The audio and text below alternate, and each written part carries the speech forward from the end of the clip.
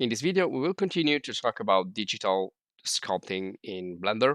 We will use other 3D sculpting tools and features, and we will continue to build and refine our model here. So as you saw also in the previous video, we started to get into more detailing, so adding more details. And also we saw how we can import new parts like the hand. So if you want, you can model the hand in the main character, or you can just cut part of the arm and then bring back the hand from another file, or you can perhaps download it from an external source. Now it depends on what you need to do, and once it's there, can be also merged with the rest of your character.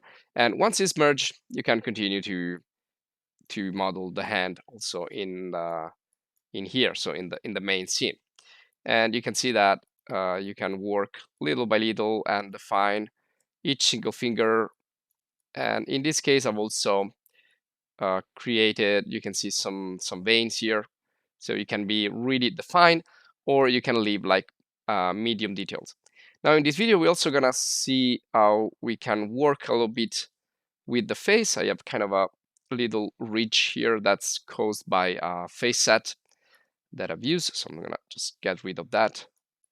And you can see I've started to define better the face and also the general look, the expression of our character. This is something you can do here, and you can see how you can change the overall shape, again using the grab tool or the elastic. So you can also extract extra parts like the ears, which actually like um, they come out from the face, and also the nose and a little bit of the mouth and the lips. We will not focus on the eyes in this video because they deserve like more attention. So we're gonna focus more on the general shape of the head and the most important parts like the visible bones and muscles, and again the ears, the nose, and the mouth. Now this one here has a little bit more of detailing, also again on the muscles and on the veins, on the hand. Everything looks just a little bit more realistic. Also here on the legs and the feet, and you can see also some veins here on the neck, and again the bone system on the face is a little bit more defined. And this one here instead is the one that we left off from the previous video. So you can see it has some details that needs to be refined on the legs and on the body, and the face. It's only like something really dropped. And also the hand. You can see these are the hand that we imported. So we can start to work now with the hands. Now, before we get into sculpting, I want to talk a little bit um, about the wireframe mode and the number of polygons. You can see I have so many polygons here. So really small polygons and a lot of them. And this is because I've merged in the previous video doing the remesh. So when you do remesh with a really small voxel size, you can see you're gonna have a really high resolution mesh, which is, well, sometimes it's good, but since we are not yet at this level of detail, they're probably too much. There are too many polygons in there. So if you play around by adding parts from the external, probably, and you want to remesh. And we said that, well, if you do like a higher voxel size, when you do remesh, it's probably gonna like connect the fingers together. So that's not gonna be good either. So you need to decrease the voxel size, but that's gonna generate a really high density mesh. So you need to fix that before you continue, and you increase the level of detail little by little, not everything at once.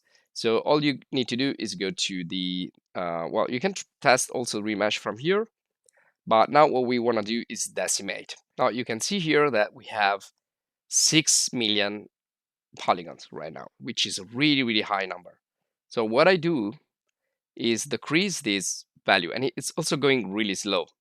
So depending on what operation you're doing, it's gonna really slow you down. So you don't really want to work with that at this moment, and perhaps never. Probably this is kind of really too high face count in this moment, but like in the future, probably this will be handled better by the graphic card.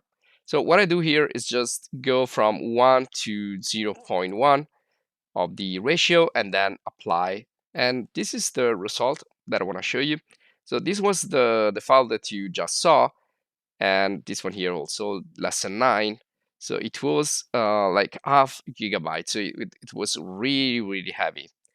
After the decimation, and this is the result right here.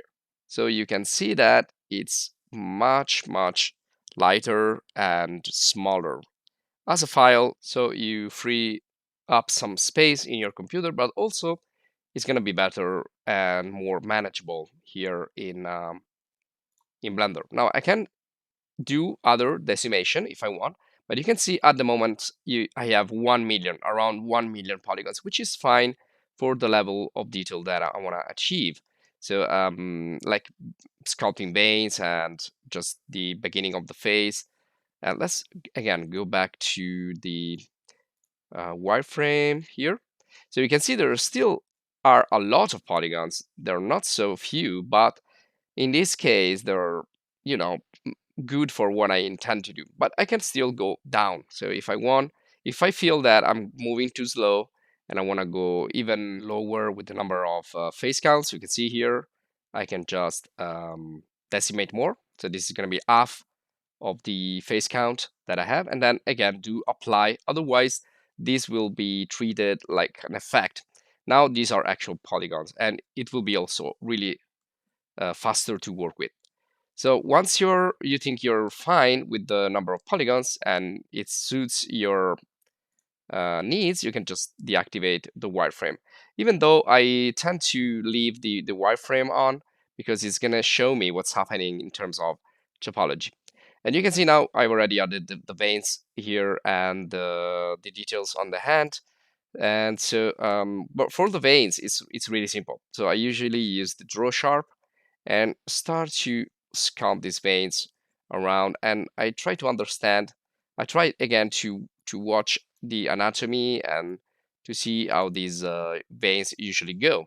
So usually you have like veins on the muscles here, and this one is a really big vein that it's on the arm, and it's then separates and becomes two in here. Also here on the shoulder, usually we have some veins, and smooth out the some part of that veins if you don't want to look at too strong. So I'm gonna decrease the strength a little bit. And again, it's just the same old process to sculpt and smooth, sculpt and smooth, and sculpt and smooth. Now, just as for the muscles, if you wanna like intensify the veins, you can also sculpt around them in negative, so they will look even stronger if you want to do that. I usually don't do it. And you can see also here on the legs, you can add some veins in the muscles. So this guy here is a really strong guy. So I've added a lot of veins around, and you can see that even with 500,000, you have that possibility to add those veins. Also on the neck, you can see we can add veins and so on. So you can continue and place veins whatever you want, essentially, whatever you feel is going to be good for your character. Also down here, you can see I've added some veins between the bottom part and the abdominals. Well, these are just suggestions anyway. You can then proceed on your own and decide where to place those veins. But as you can see, we're getting, again, deeper and deeper into details. Now, same concept is for the veins on the hand. And also, if you want here, you can increase the strength of the knuckles by just, you can see I'm using still the draw sharp, and you can enhance the bones in the hand using again this one